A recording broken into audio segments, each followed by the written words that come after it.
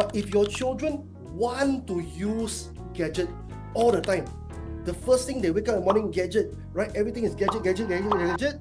That means it interferes in their daily activities. That's over-dependent. Hey there, this is Benjamin from LiveSmart Asia here. Once a month, the LiveSmart community gathers together and we learn more together. You're going to be watching one of my closed-door sessions that I do monthly for the parents. Now, what's the purpose of this Parent Thrive? I believe that parenting can be quite a lonely journey sometimes. That's the reason why we have all this session every month so that we can grow together and thrive together. So, enjoy, watch, and share this video if you want to. See you at the next Parenting Thrive. How to reduce gadget dependency. Now, the truth be told is, in today's context, all of our children, or most of our children, depending on what age is it, they have to have a gadget. At what age do you introduce your children to gadget? And what's the first gadget that you actually let them use? 4 years old. Wow. 4 years old. Wow. Okay.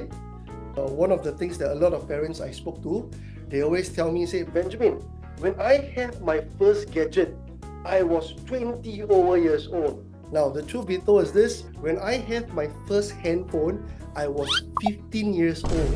I remember back when I was 13 years old, instead of having handphones, we were all having, yes, Maddie, thank you so much. We were having pager. Parents, do you remember the time whereby we had pagers or not? As technology advances, right now, there are so many different gadgets. In today's context, right, it is very difficult for us not to give our children a gadget or not to allow our children to use a gadget. We want to see them being very disciplined about the use of gadget. We want them to control the gadget and not let the gadget control them, right? It is very difficult because even in schools today, schools are asking our children to use the gadgets. What we really want to harness is by making them the master of gadget rather than the slave of the gadgets. As much as sometimes we are the ones that give the gadget, I believe we have good intentions in giving the gadget.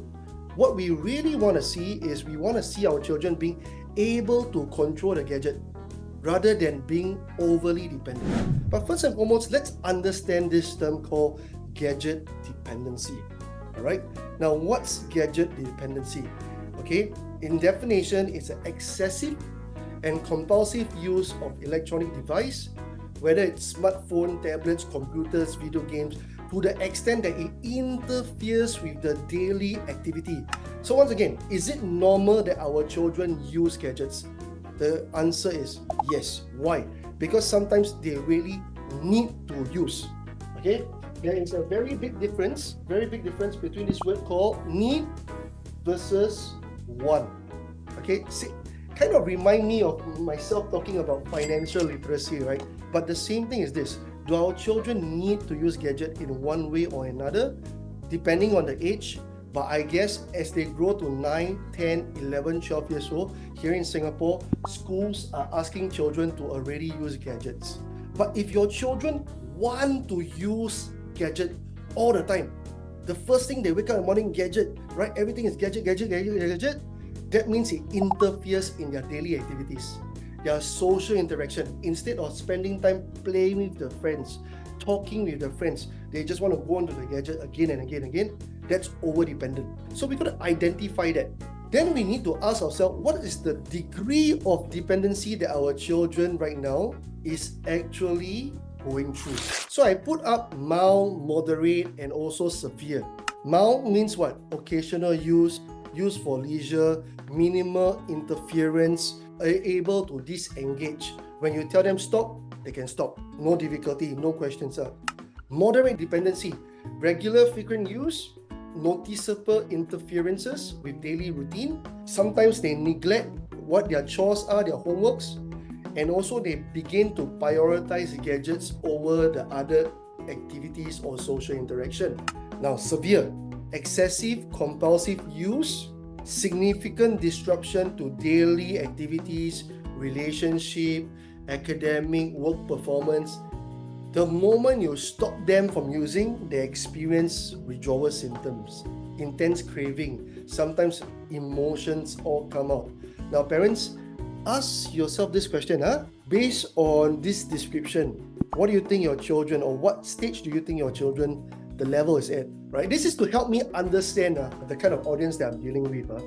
Under this severe category, right, I've got another level, which is what I consider extreme already.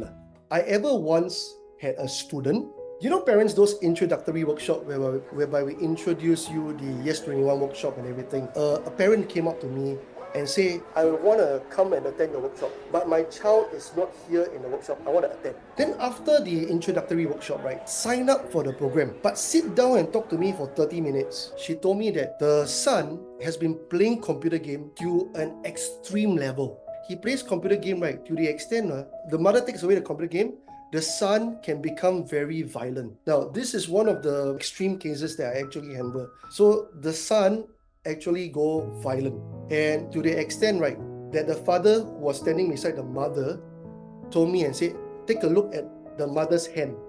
So there were bruises on the mother's hand, and these bruises were actually caused by the son.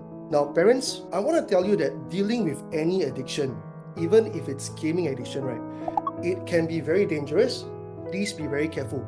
Now, in the event whereby it has gone to the extreme case whereby your child becomes very violent, I think parents, you would already need to seek professional help.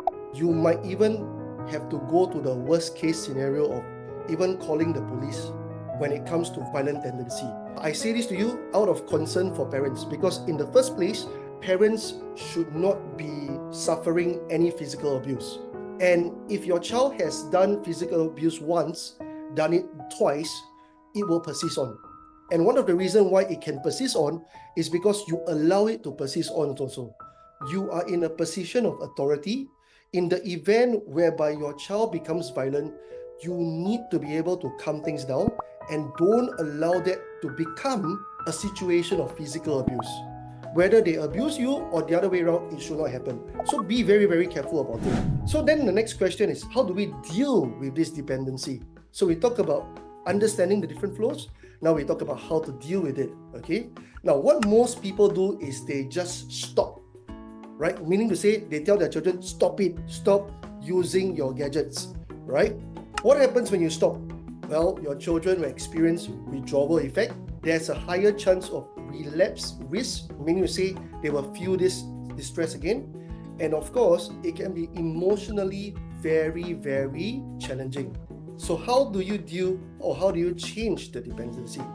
A dependency is also, in a way, what I call a habit. A habit, when you take away the H, you got a bit. When you take away the A, you got the bit. When you take away the B, you still have hit it. Is this habit good news or bad news? Depends. So the answer is good news if you got a lot of good habits. Bad news if you got a lot of bad habits, right? So the question is, how do we change the habit? Same thing, how to change the dependency. The moment you remove the habit, the people will say, I got so much time left, what am I going to do? You know, children, when they play computer game, they get very excited. So what is excitement? Excitement is actually adrenaline. There's a chemical going, adrenaline. They feel at the edge. The moment, right, they stop playing computer game, sometimes the brain will crave the adrenaline. They say, I want to go through that feeling. Then the question is, where can they find that adrenaline? Can they find adrenaline from opening books? Can they find adrenaline from going for competition? That's some things that we got to ask. So now we're not talking about, completely stop. We need to replace the habit, replace the dependency. Okay? So how to change? Number one, find out the why. Okay? Number two, set clear goal and plan. 3, establish a routine. 4, positive environment and encouragement. 5, model the habit. So ladies and gentlemen, I hope you enjoy yourself. You learn something. I hope you find the session useful. We do this once every month for parents because we want to build a strong community. Drop us an email. Let us know what you learned. If there's any questions, feel free to also drop me an email and I will reply you via email as well. Have a good one. Thank you.